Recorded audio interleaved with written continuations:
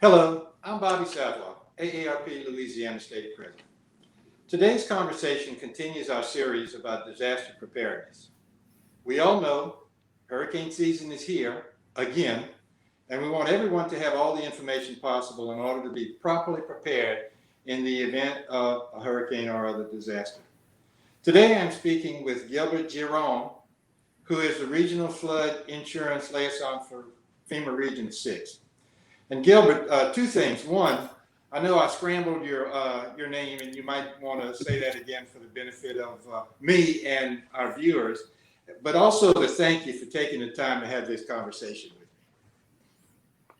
Well, thank you, Bobby. My name is Gilbert Giron, and as mentioned, I'm the Regional Flood Insurance Liaison for FEMA at Region 6. For those of you who are not aware, we work in a 5-state area, and it's my responsibility as the Regional Flood Insurance Liaison to actually communicate with our insured customers throughout these 5-state areas, just to ensure that everything's okay with their flood insurance, making sure their premiums are properly rated, or if they have any questions or concerns, especially after an event, if they submit a claim. If there's any denials, partial denials, or they believe it's taking an extremely long time for the claim to be paid, they can reach out to my office and we'll conduct a review and help them with that. Okay.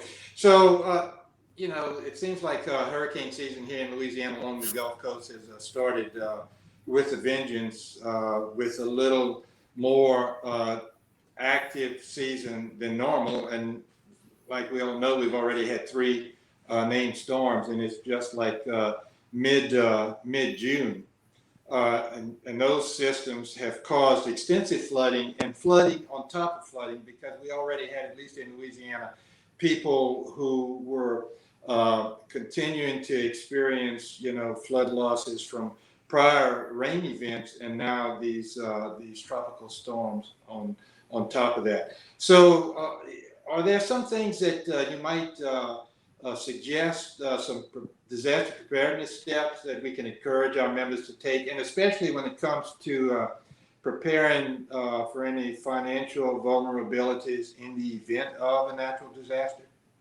Of course, I think one of the primary focuses on financial preparedness is making sure that you have flood insurance that will cover the valuation of your home. Now, I understand that there is a cost associated with flood insurance, but having some flood insurance is better than not having any at all. But also, most people are not aware of that. Flood insurance is primarily for the structure. You can get content flood insurance as well. If you imagine this, if you have your house in your hand and you turn it upside down in the air and you shake it, everything falls out as your content. I don't know about you, but I cannot afford to replace all of my content at one time. So by combining the coverage for the structure and coverage for the content will help your customers or your members rebuild after a disaster, which will give them more peace of mind and help them get back into their way of life. The financial preparedness is really important, that they also understand that there is the possibility of being overinsured. Under the National Flood Insurance Program, we will insure up to $250,000 for a building. But if your home is only valued at $200,000 and you buy coverage for $250,000, you will not experience the full $250,000. So financially review your policies with your agents. One, make sure you have enough coverage to help you with replacement cost value. And two, make sure that it's not over the valuation of your home, because you simply won't be paid that extra money if it is. By following those steps, it can, one, help make sure that the premiums are properly rated, and two, possibly save your members some money in the long run. I can tell you firsthand that I experienced after the 2016 flood the benefit of having flood insurance. Even though it wasn't enough to cover the entire amount of the losses, it was went a long way to help to rebuild. And I'm glad you pointed out the fact that it's possible to be overinsured if you have a value less than the maximum coverage that might be available. So I think that's probably an important point. So with respect to flood insurance, and especially if you live in Louisiana, we encourage and recommend buying flood insurance, whether you live in a flood zone or not. And I can come back to 2016, where I was not the the property was not in a so-called flood zone, but the property, the elevation is so low in a lot of Louisiana that, you know, we get those heavy rainfall, thunderstorm events that we do get flooding in areas that may not have historically flooded or been a long time. And then we see more and more construction taking wooded areas out of, you know, that kind of habitat, and building houses and putting rooftops and building roads and driveways. And so that increases flood risk. So, you probably have said it, but why is it so important that everyone have flood insurance, especially when we live in these kinds of areas? Okay, well, first, let me blow the minds of all your members. A lot of people are surprised when I say this, but the entire country is a floodplain. It's just a question of what zone you live in. Either you live in an area of high risk, moderate risk, or low risk. But at no time on any FEMA maps will you find any place that says this area will not flood. So now that we know this, we have seen a number of flooding events that have more damage to structures outside of FEMA special flood hazard areas that have been identified. Now, those are the areas which you referred to as area of minimal flooding. So the increase of damage in those areas is really, quite frankly, to me, scary, because those don't have the mandatory purchase requirements. If a federal dollars touch mortgage in a site of a special flood hazard area, people have to maintain flood insurance. But this falls onto where people start to pay off their mortgages. If the mortgages are paid off, mandatory purchase goes away, homeowners think, okay, I'm no longer at risk because I live in an area of minimal flooding. And then all of a sudden an event happens and they're left holding the bag to recover. 1 inch of water can cost up to $26,000 in damage. And by having flood insurance, it's going to give you peace of mind. It's going to help you recover. Flood insurance is really important because I don't know about you, but I cannot afford to repair my house on my own without help. And some people could or may think that FEMA is available to help them when it comes to disaster assistance, and we are.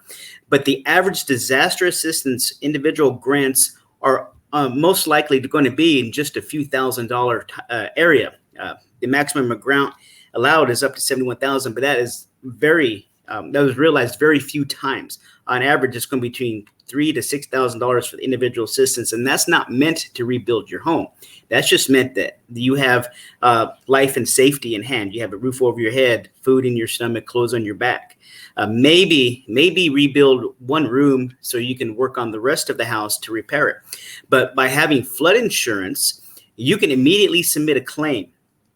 Now, we authorize advance payments almost immediately. As soon as the adjuster gets down there and does a look around, they can authorize advance payments right there. So a check can be sent to the insured immediately to help them with the clean out process, cutting out drywall, muck the floors, that type of stuff. They'll have immediate funds. And then as the claim progresses at closing, they'll have access to the rest of the money. So without a flood insurance, the homeowners are left on their own devices to conduct those type of repairs. And at your experience, it's very costly to repair without flood insurance. Absolutely. And there's no consolation if you don't have flood insurance. And, those of us that have experienced it, we won't be without it again. And in my neighborhood, there were lots of homeowners with no flood insurance. And I don't know that it was limited to folks that had no mortgage. In a way, I wish my mortgage company would have required it, but because we were in, a better flood zone than others, it wasn't a requirement. But, it is what it is. You learn from the experience, and that's why we encourage and recommend people, get flood insurance. It's going to cost you something, but in the end, you can't afford $100,000 or $200,000 to rebuild. So, might there be other resources from FEMA that would be helpful for our members to know about? Well, primarily I use a website called floodsmart.gov. This is a great website. It has a lot of good information that is open to the general public.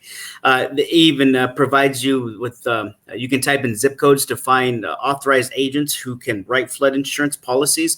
And they can also answer questions. One of the biggest things I ask my, when people call me and ask about getting quotes, is I ask them to get 2 quotes, not because they're price shopping, because all the flood insurance quotes through the NFIP are rated off FEMA schedules, but to look for knowledge and experience of the agent themselves. Having a knowledgeable agent makes the world of difference when you're experiencing a flooding event. So I encourage them to do that. Floodsmart.gov also has other types of access to social media.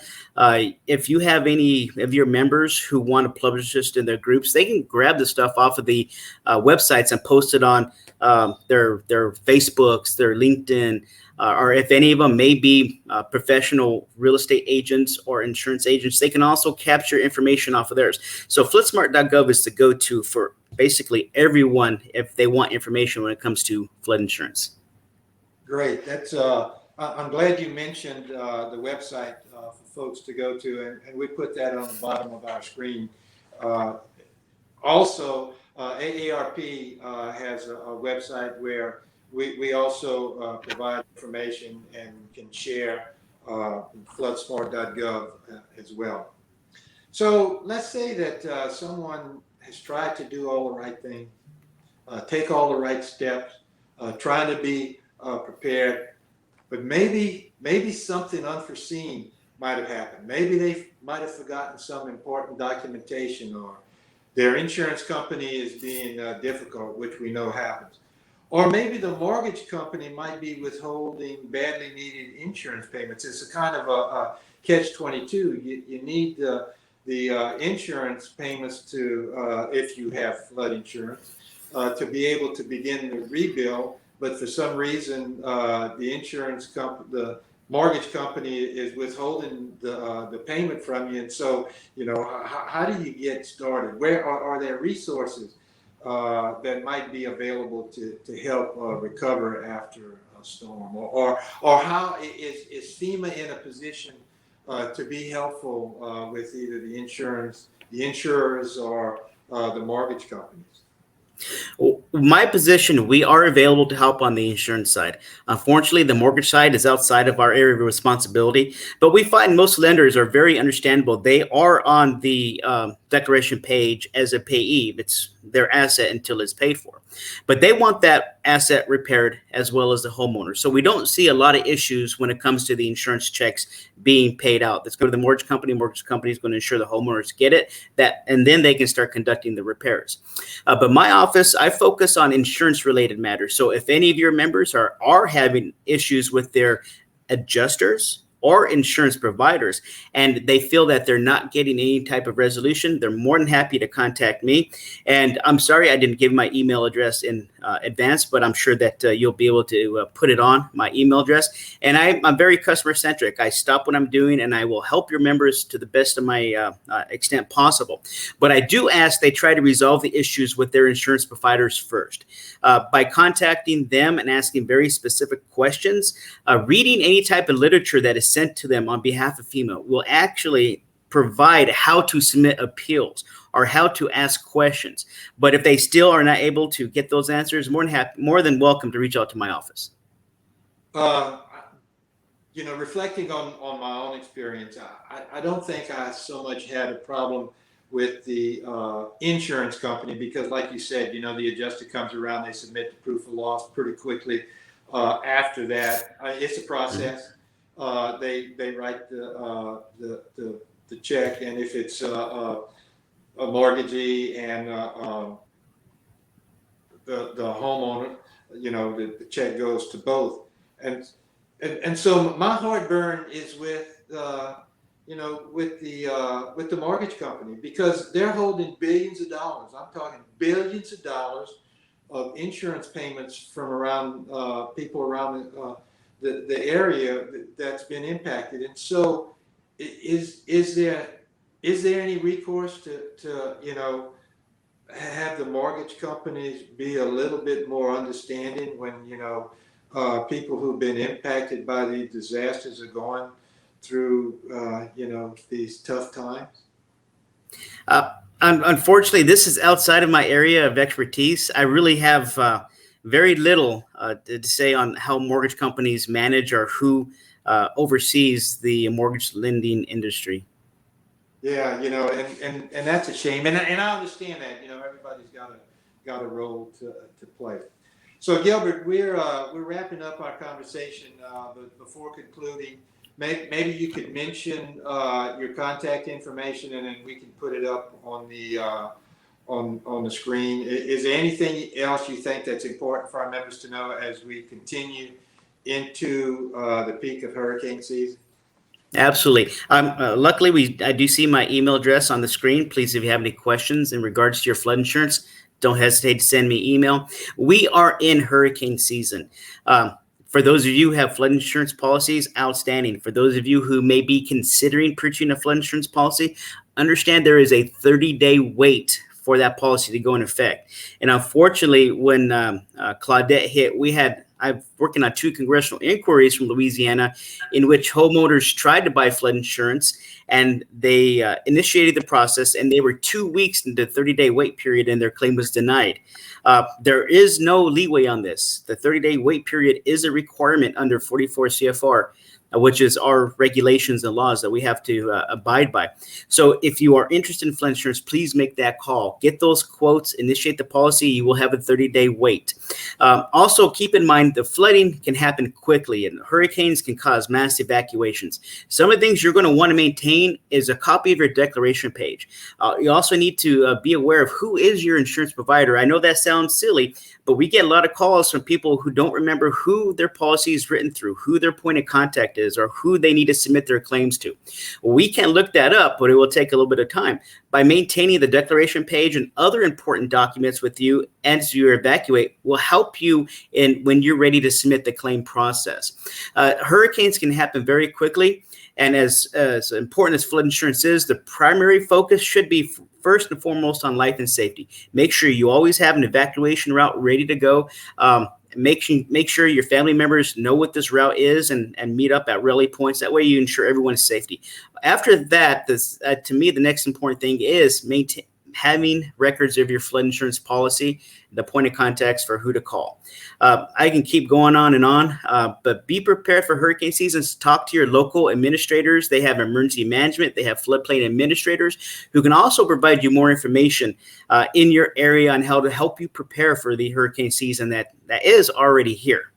Yes, lots of good information, both on FEMA's website and on AARP's website. And, we encourage our members to take advantage of that. And another smart suggestion that you made is to let people know that there's a 30-day wait. So don't wait until there's a tropical depression or a storm in the Gulf to get your flood insurance. Get it now. Be prepared. Have it yesterday, so that if something happens, you at least have that to be able to fall back on. So Gilbert, on behalf of AARP Louisiana, I appreciate and want to thank you for taking the time to have this great conversation with me and to discuss the information that's so important for our members to know. Because hurricane season is a big deal for us in Louisiana, as you know, and as mentioned earlier, hurricane forecasters are predicting this to be an above average season, and I hope it's not above last year's above average season because we had lots, especially hurricanes that impacted Louisiana. So we need to be prepared. We need to know what resources are available. So Gilbert, again, thank you for joining us. As well as for all the work that you and FEMA do and for bringing this invaluable information to our attention. To our viewers, let's all be prepared, be in the know about resources that are available.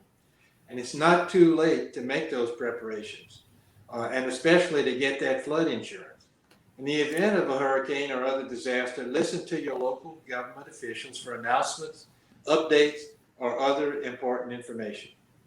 And for more tips on being properly prepared, you can go to FEMA's website And you can visit our AARP's website at aarp.org/Louisiana. On behalf of AARP Louisiana and the Region 6 FEMA office, thank you for joining us, and goodbye until our next visit.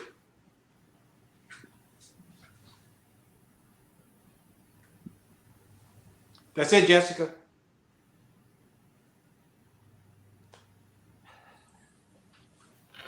I always make sure I'm muted, and then I always forget to take it off. It's the worst part about virtual life. But no, I think that was really great. What do you think, Gilbert?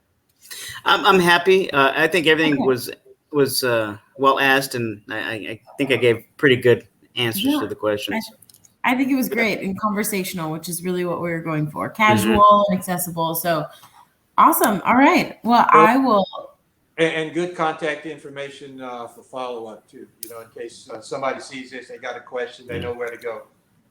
Yeah. I don't know if it would be possible to edit out that mortgage question. I'm sorry, Bobby. I just can't answer questions that I have no expertise or not involved in. I hear you. Do the best you can with it, Jessica. I already made a note, and so I'm glad that you pointed that too, like just in case. I can tell that that's something you're passionate about, Bobby. Yeah, because it was, you know, let me just take a minute, Gilbert, and tell you what my experience was. I mean, Wells Fargo was my mortgage company, and they had a mobile unit here in the area, and it made it accessible. And, you know, the first visit there, man, I thought things are going to be great. That was the last good conversation that I had with Wells Fargo. I mean, you know, you'd send them stuff, they'd never get it. You always talk to a different person. And of course, I know the deal with FEMA and, you know, with some of the other folks that come in to assist. They're here for 10 days or 2 weeks, they gone. Well, a mortgage company, every time you call and talk to someone, they didn't know what you were talking about because it was a different person. And so you have to go through the whole thing again. And I can't tell you how many times I sent things to them that they never received. So yeah, and that was a big deal for me, and I still got heartburn over it. But I won't have trouble with Wells Fargo again because I paid off my mortgage. There you go. Yeah. There you go. Oh, one thing I did notice is we missed a question. How should 50-plus community do that might be unique to prepare for natural disasters? However, I think I did touch up on the answer on making sure that they have coverage that they could afford, even if the mortgage falls off. So I assume that's probably why Bobby skipped over it. I guess I could have asked it again. You know, it doesn't hurt to be redundant, but I thought since you had answered it, I just skipped over that. Do we want to? I can pull myself back out and kind of try to jump back in and ask it. And then we answered it. I just thought it was a great question to come out over the. You know, I have to remember though that most of your members they already know that they're over 50. So. Yeah, that's true. That's a good point. When I wrote that question, I actually didn't really think about it. That's funny. I think it's going to be fine. Okay, good.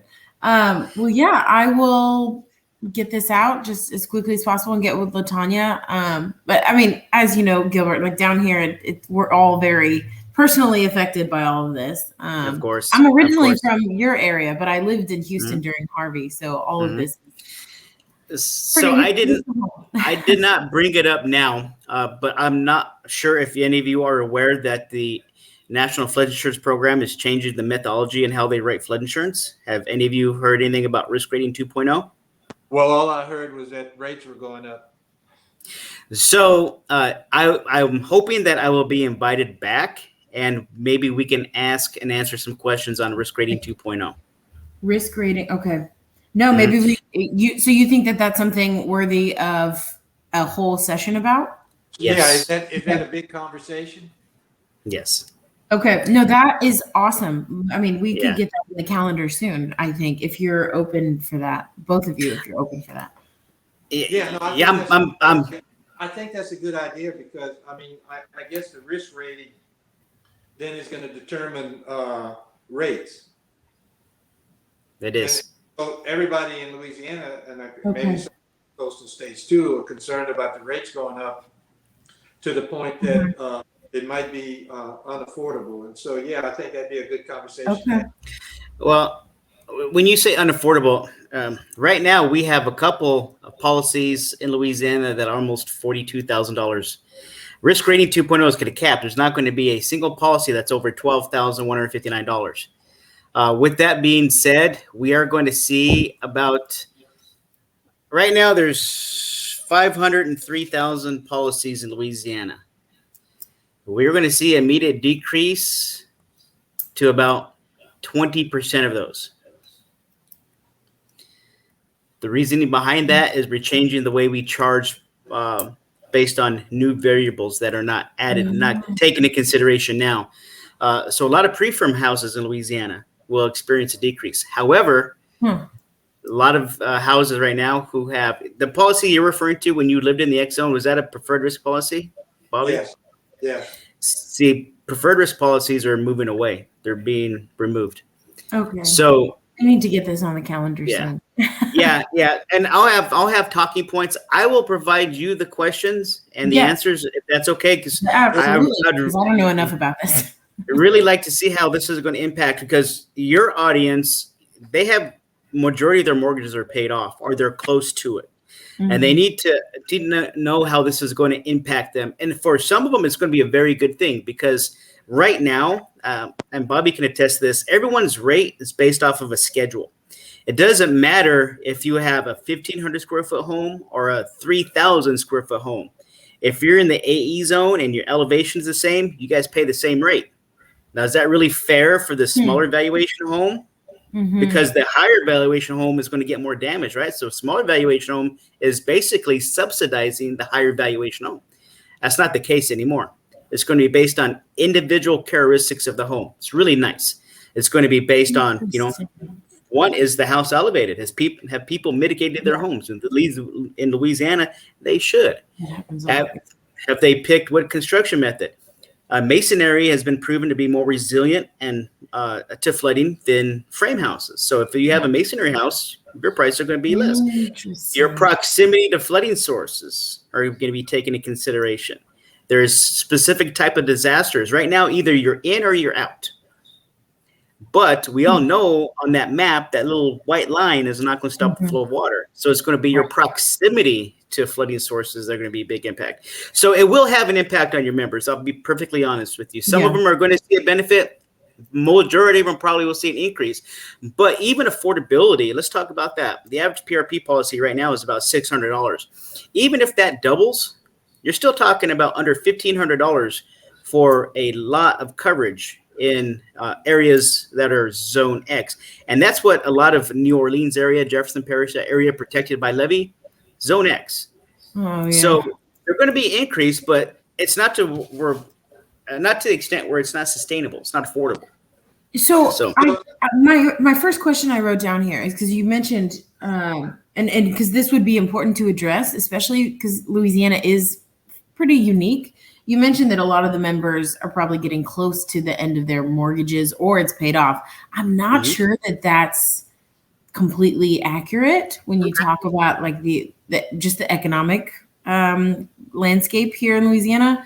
Are you able to get that data and speak on that?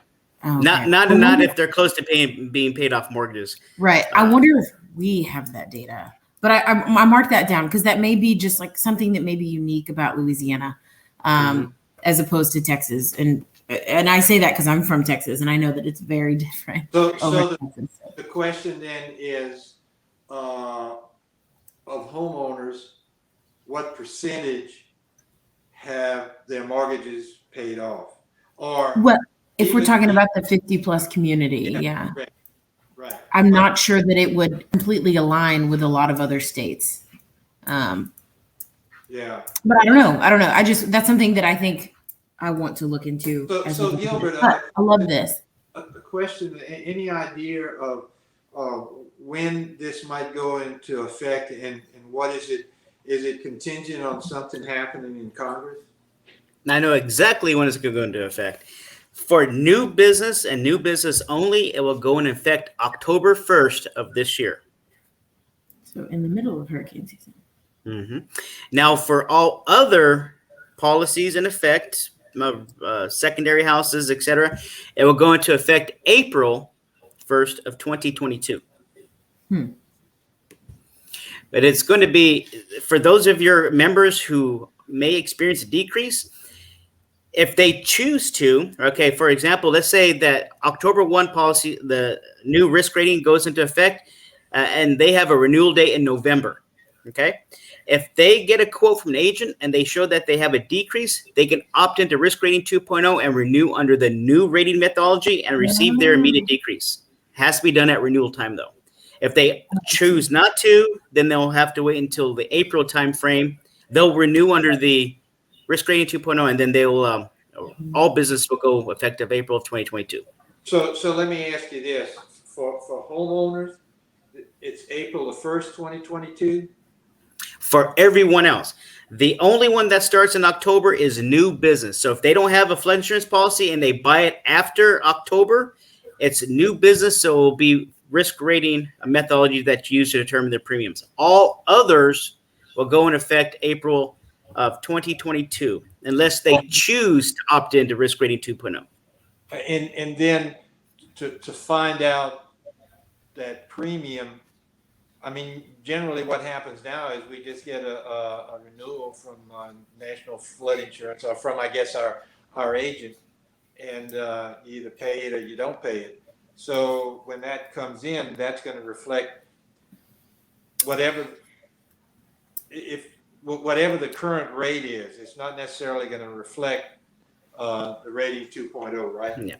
So your insurance provider is going to send you a welcome aboard letter to the risk rating platform, and it's going to have your options and choices. Then it's going to come from your insurance provider, because we have 5 million policies, and FEMA is not set up to send out that many welcome aboard letters. So it will come from the individual insurance providers. It will basically say, you are insured with us. FEMA is changing the way we are charging for insurance. Risk rating 2.0 is the new methodology. These are the variables we're going to be charging for. Here are your options moving forward. So looking ahead, I may go ahead and shoot you an email. I'm going to touch base with LaTanya. But if there's, because my schedule is much more flexible with her, and I'm not sure what your schedule looks like, Bobby, but I think we should get this in the books soon. So just look out for an email from me, because I think this is a really good idea. Especially for people that may be coming up to renewal in the middle of hurricane season. If it's because it has to be after that October 1st date, right? If their renewal is after. Yes, has to be after the October 1st date. Great. And please send me multiple dates, because my calendar is filling up quickly. I'm speaking on risk rating 2.0 at the Louisiana Floodplain Management Association, the Texas Floodplain Management Association. Yep. We just got the green light to start talking about this at the regional level. Before, the only things that are coming out on risk rating 2.0 were coming from the headquarters level. Gotcha. So now that we have the green light, I want to push this message out there. We will develop, I don't know how, in the email, give me multiple time frames and also a time limit. Oh, okay. Okay. Yeah. But what I think I may do, since I know that I'm much more flexible than you, is I'll start the email thread and you give me some dates. Okay. If that works for you. But let me touch base with LaTanya and just be on the lookout. I will get that communication going. Because we got to get Bobby in the loop too. I will not be on the face of anything on the YouTube channel. So Bobby he is our talent for sure. Gotcha. So Bobby, now that I've introduced you to risk rating 2.0, I know a lot of questions are going through your head. I'll be more than happy to get offline with you and just have a conversation on this. That way you feel better prepared when we actually get to the questions and answers. And the more that you are knowledgeable on, the more information that is sent to your members. And I just want people to be prepared for it. Yeah, I think people are concerned, and they're concerned because they don't have the information. They don't know what to expect. They're hearing all of these horror stories. And so, the more, and then the politics gets involved in it. Nobody wants, everybody wants a decrease. Nobody wants an increase, and they want the government to pay for it. But who pays for the government? We do. So. Well, Bobby, I'll go ahead and send you his contact information, just like one-on-one as well. Okay. But Gilbert, thank you so much. This again, this all hits home to all of us, and Just thank you. I don't know. We need to get this information out, and I think this one that you're proposing is just as important. So we will get that on the books. I Yeah, think. Great. thanks for bringing that up. No problem. And Jessica, I'm going to send you a 1-pager. It's actually a 2-pager. Great. Please. Sorry, these allergies are killing me. It's a 2-pager on general information on risk rating specifically for the state of Louisiana. Okay. Great. And please share that with Bobby. I don't think I have your I will definitely email forward it. address. No problem. Savoie, AARP.org. Actually, it's already sent. So. Oh, I'll get it to him. Don't worry. All right. All right. All right. Thank you, so guys. much. Appreciate Thank it. you so much. I know you're busy. Yes. Thank you. Thank you. Y'all have a good one. Okay. We'll talk soon. Bye-bye. So you thought okay, huh, Jessica? Yeah, no, I think it was great. I think it was really great. You're so good at this, Bobby, and keeping it conversational and I don't know how. Good. I don't feel the same way, though, so thank you for that. oh, come on. Well, we're always our own worst critic. Yeah. There's a reason we use you because you're so good at it. Yeah. Okay. Well, I think We'll Latanya. talk soon. I think Latanya keeps saying that just to keep me in the loop here. Come on. I would not lie to you, I promise. Have a good rest of your day. Talk to you soon. You too. We'll talk soon. Okay. Thanks, Bobby. Bye-bye.